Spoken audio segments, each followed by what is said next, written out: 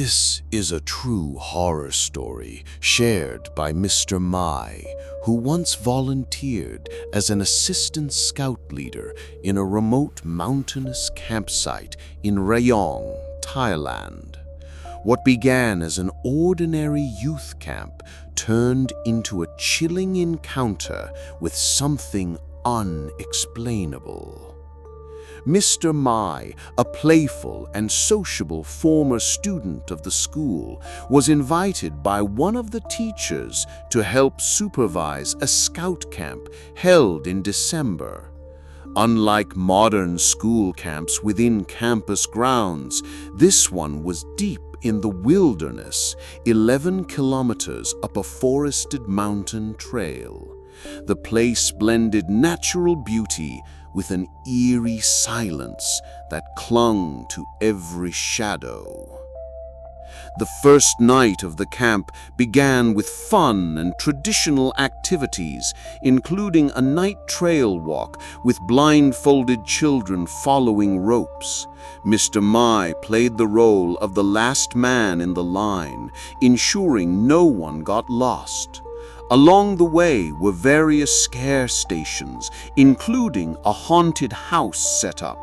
Mr. Mai, known for his mischievous streak, added extra fright to the act, which eventually terrified the kids to the point that the activity had to end early by 8 p.m. That night, the kids were restless. Many were sleeping away from home for the first time. Mr. Mai went tent to tent, reminding them to sleep, often using ghost stories to keep them quiet. At around 2 a.m., a boy from the Wolfpack Scout group came running to the teacher's quarters, trembling. He said someone unfamiliar had entered his tent and laid down to sleep. When asked if it was a student from another group, he insisted it wasn't. Mr. Mai followed the boy back to the tent, but found nothing unusual. Initially, he thought it was a prank, but all the group of boys confirmed seeing a stranger, a boy in full scout uniform, soaking wet.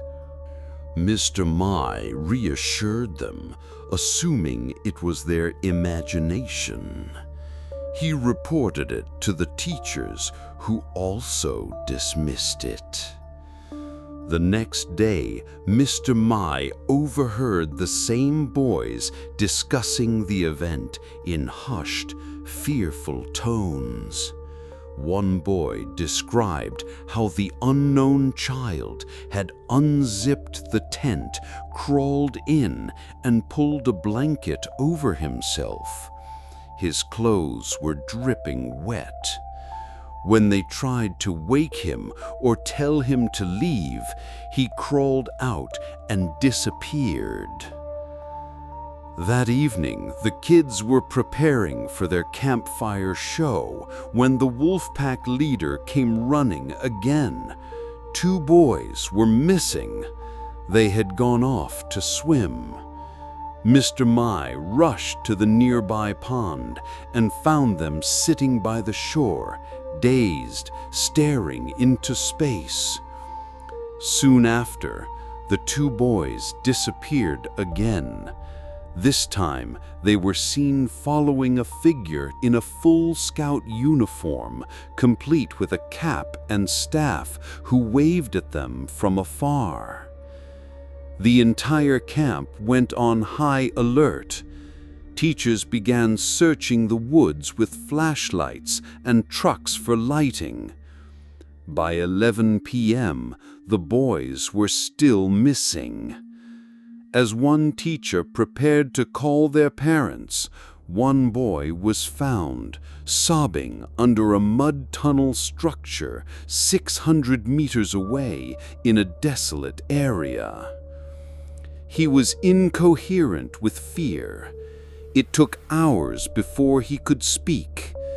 When he did, he said an older scout had invited him to play in the water, and when he refused due to the cold, the boy suggested they go play in other stations. Without knowing why, he followed.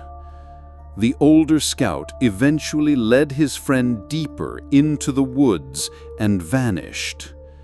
The rescued boy said he regained his senses and ran, eventually passing out. He awoke to find an old lady in floral clothing and an elderly man in a loincloth carrying a plow. They gave him a bet knot and told him to hide inside an old temple and not to come out. He did as told. All night he stayed inside, crying. He said the older scout was circling the temple with his staff, trying to get in. He felt as though the spirit was relentless and even unafraid of sacred grounds.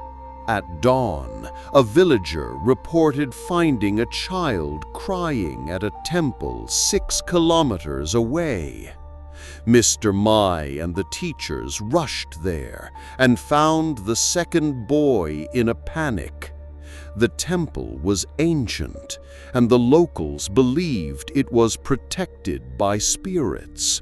3 days after the camp ended, the boy who had run away finally spoke. He told a terrifying tale of being led deep into the forest by a boy in full scout gear, who, upon stopping, said, "Let's play hanging ourselves." The spirit tied a rope to a branch and hung himself in front of the terrified child. The boy ran until he passed out. When he awoke, he met the old spirits again, who guided him to the temple. Curious, Mr. Mai asked his mother, a local. She said the land belonged to a couple who had donated it and were now honored with life-size statues at the temple. The old man with a plow, the woman with a betel basket. Even more chilling, she revealed that back in 1974, a boy had drowned in that very pond. His body was never found. He too had been lured out at night. Mr. Mai and a friend visited the site and found a statue of a scout boy in full uniform. The date on the statue matched the year the boy drowned. Around it were many discarded spirit houses. Locals whispered of a boy knocking on doors at night, asking to stay. No one knows who he is, and no school has ever held a camp at that place again.